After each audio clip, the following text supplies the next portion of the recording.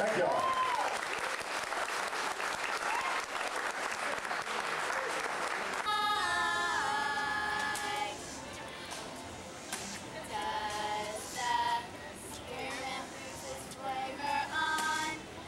Post overnight. Does the spearmint lose its flavor on the bedpost overnight? Would you use it on your collar when your button's not inside? Put your hand beneath your chair and you will find it there all right.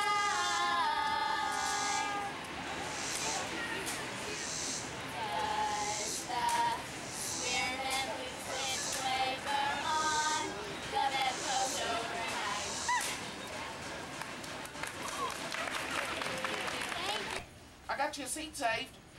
Yeah, come on. And then after I get done, the Homestead Pickers will be back. They've only got that first show on the gazebo up in the morning, so they'll be here pretty quick. Gonna sit over there behind the post, huh? Okay. Once upon a time, there was a house made out of hemp stalks. In it lived an old man, an old woman, and a little girl, and outside in her doghouse lived little dog Turpy. Now, it was Turpy's job every single night while everybody was in the house sleeping. She would stay in her doghouse and she would keep watch. Well, one night she was doing her job, they were sleeping, she was watching, and the hobbyas came from the mountain.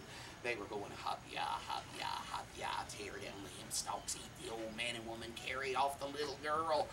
Well, Turpy rushed out of her doghouse. Turpy said, bow, bow, bow, and the hobbyas, they ran away. And old man turned in his bed and said, little dog Turpy barks, so I can neither sleep nor slumber. If I live till tomorrow, I'm going to cut off her tail. Next morning he did. And night the hobbyas came again. Hobya, hobya, hobya, tear down the hemp stalks, eat the old man and woman, carry off the little girl. Well, Turpy rushed out and said, bow, bow, bow, bow, and the hobbyas, they ran away. And the old man turned in his bed. He said, little dog Turpy barked, so I can either sleep or slumber. If I live till tomorrow, I'm going to cut off her ears. Next morning he did. And that the hobbyas came again. Hobya, hobya, hobya, tear down the hemp stalks, eat the old man and woman, carry off the little girl. Well, Turpy rushed out and said, bow, bow, bow, bow. What? And hobbyas ran away. They knew somebody was watching. And the old man turned in his bed and said, little dog Turpy barked, so I can either sleep or slumber. If I live till tomorrow, I'm going to cut off one of her legs. Next morning he did that. Night the hobbyas came back. Hobya, hobya, hobya, tear down the hemp stalks, eat the old man and woman, carry off the little girl. Well, Turpy said one great big woof, but it was enough. The hobbyas ran away, and the old man turned in his bed and said, little dog Turpy barked, so I can either sleep or slumber. If I live till tomorrow, I'm going to cut off her head. Next morning he did that. Night the hobbyas came back. Hobya, hobya, hobya, tear down the hemp stalks, eat the old man and woman, carry off the little girl. Turpy didn't say anything.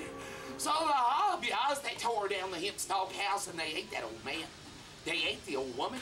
They put the little girl in a sack and they tied it shut, and a bunch of them picked her up, carried her off up to the mountains. All night long they danced around the sack going, hobya, hobya, hobya. And they'd run over, untie the sack. They'd say, look at me. And the little girl would scream. And they'd come back, untie the sack. They'd say, look at me. And the little girl would cry. Come the dawn, all the hobbyas went back under the mountain because they only come out in the dark. They left the little girl sitting tied in the sack. Well, that morning a hunter came by with a gun and a big black dog. He said, I believe that sack up there is crying, because the little girl was. But the dog was way ahead of him. The dog ran up the hill, started snurfling around that sack, wagging his big fluffy back tail, and the hunter said, I'm going to go look in that sack. So he walked up the hill, he untied the sack, he looked in, and the little girl screamed, and he said, why are you screaming at me? She said, oh, I thought you was the hobbyas that ate the old man and ate the old woman and come back to eat me up. And the hunter said, nah. And he took the little girl out of the sack, took her home to be his little girl. But before he left, he put the big black dog in the sack, tied it shut just like it'd been that night. All the hobbyas came going, hobya, hobya, hobya. And they ran over, untied the sack. He said, look at me. And the big black dog said, and then he ate all those hobbyas down to their last toenail, which is the reason there ain't no more hobbyas today. The end. Fella, came up last fall, sat down next to me on the front porch, said, well, I've been waiting to catch you with an empty chair next to you. And I'm like, now, wait a minute, fella. And he said, no, I got a story. This is what he told me. He said a little boy walked out of his mama's house, and when he got to the gate, of course, his hound crawled out from under the porch where he was asleep with and followed it. See, you never used to go no place by yourself. You went, your dog went with you. Whole family went, every dog on the place followed along behind you. Now, there's a corollary there. I want to point out, if you leave and all your dogs go with you, when you get together with a bunch of other families, all of their dogs are there too. Okay, so the little boy, he walked out and he walked down to the general store, and there was a bunch of old men, the spitting and whittling crowd, we call them. Yeah, they feel honor bound to sit on the front porch and turn firewood into toothpicks and spit. It being a fine day, they were spitting in the street. When it gets cold, they move in the house and spit on the wood stove, which is a nasty proposition all the way around. Anyway, the spitting and whittling crowd, they was a joshing and a talking. So this little boy walked up to the general store and sat down on the porch to listen to the old men. He sat, his dog flopped down on the street and went sound asleep. Not 5 minutes later, along came this big old wagon, rolling on that dirt street, not making a sound, and it ran right over the dog's tail and cut it plumb off. Well, the little boy doesn't know what to do to help his dog, and one of the old men looked down and said, well, son, that's a shame, your dog getting his tail cut off like that. Why, that'd just ruin the dog's carriage, meaning the way he stands and runs and stuff. And the little boy said, well, sir, I don't know about his carriage, but it sure enough stopped his wagon. Now, that's the kind of play on words that just drives.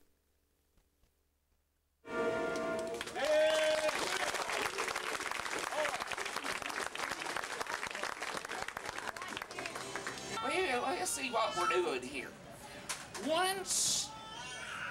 This here is my oldest story. This is the one that my grandmother used to tell me. Everybody likes this one. This is called The Old Woman and Her Pig.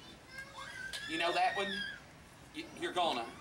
Yeah. Once upon a time, there was a sweet little old woman lived all by herself in a little house at the edge of the woods. One day she decided it was time to do the spring cleaning, so she started to sweeping and mopping and dusting and waxing. You do that when you spring clean. She moved this big old chair she hardly ever moved, big heavy thing. She went, and discovered there in the dust bunnies under that chair was a great big shiny silver dollar. A woman said, mercy sakes, what'll I do with all this money? This is a long time ago, recollect. She said, believe tomorrow I'll go to the market and purchase a pig. She did, bought the cutest little pink curly-tailed pig you ever did see, and she tied a string to the piggy's hind leg. Holding on to the string that was tied to the pig, she started to driving him home. Said, come on, pig, let's go home. She was doing real good. Got almost halfway home, and she came to a stile and went to try to get, you know what a stile is? I'm getting blank looks even from some of the grown-ups. Okay. Folks, a long time ago would use a stile instead of a gate to get over the fence. You just take the fence, you put steps up on this side, steps down on the other. It's for folks, not for I saw OSHA approved one a few years ago, metal handrails on both sides. Anyway, I knew you'd like that. Came to the stile and tried to drop that pig into jump and said, come on, piggy, jump the stile. The little pig looked at her and went, See, they'll do that. Aggravating hogs. Yeah, my daddy used to say you try to make a pig go anywhere, his head's always going to be growing out of the wrong end. That's the truth. She said, come on, pig, you're too big to lift. Go, piggy, go. Well, the little pig knew he had her. He plopped down in the dirt and looked at her and went, oh. So she left the pig there and went off to get her some help. She's a-walking back along the road and she saw a dog. She said, dog, bite that pig. Pig won't jump over the stile. I ain't gonna get home tonight. Now, you know that dog would not help that old woman. So she walked on a little bit further because she saw a big stick. She said, stick, beat that dog. Dog won't bite big pig and jump over the stile. I ain't gonna get home tonight, and the stick wouldn't help her neither. So she walked a little bit further because there's a big fire. She said, fire, burn that stick. Stick won't beat dog won't bite big pig and jump over the stile. I ain't gonna get home tonight. And the fire didn't even give a crackle. Well, poor old woman, she went a little bit further because she saw a big bucket of water. She said, water, quench that fire. Fire won't burn stick, stick won't beat dog won't bite big pig, he'll jump over the stile. I ain't gonna get home tonight. And the fire didn't even give a crackle. Poor old woman, she was getting tired, but she went a little further because she saw this enormous ox. You know what an ox is? Like a cow? Just trust me on this one, okay?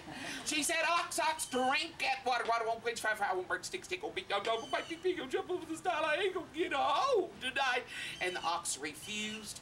Because you see, you can lead an ox to water, but you can't make them something else in it. Well, anyway, she went a little bit further because she saw actual human help. Coming toward her was a butcher. She hollered out, butcher, butcher, kill that ox. Ox won't drink water, water won't quench fire, fire won't burn, stick, won't beat, dog, won't bite, pig, go jump over the stile. I ain't gonna get home tonight. And the butcher didn't have no sympathy. That's all. Poor old woman, she was pooped. But she walked a little bit further because she saw a rope. Still being aggravated at the butcher, she said, rope, rope, hang that butcher. Butcher won't kill, ox won't drink water, water won't quench fire, fire won't burn, stick, won't beat, dog, won't bite, pig, go jump over the stile. I ain't gonna get home tonight. And the rope would not. Square knot. Okay, well, maybe you'll like the next one better. She went a little bit further because she saw this rat.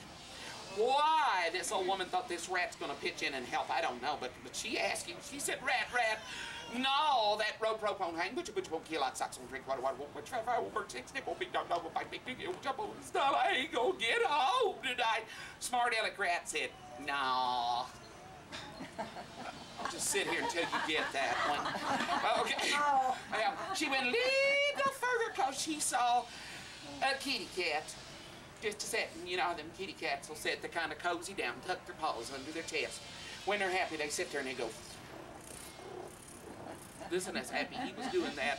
She said, kitty cat, would you please go and catch that rat? Rat won't, no, rope won't hang, which won't kill, ox won't drink water, water won't quench fire, fire won't burn, stick, won't beat, dog, won't bite, pig, jump over the stile. I ain't able to get home tonight. And the kitty cat looked up and said, yeah. She said, what? What'd you say? Say that again. And he said it again. He said, yeah, I'd be happy to catch the rat for you. If you go over there to that cow, get me a saucer of milk.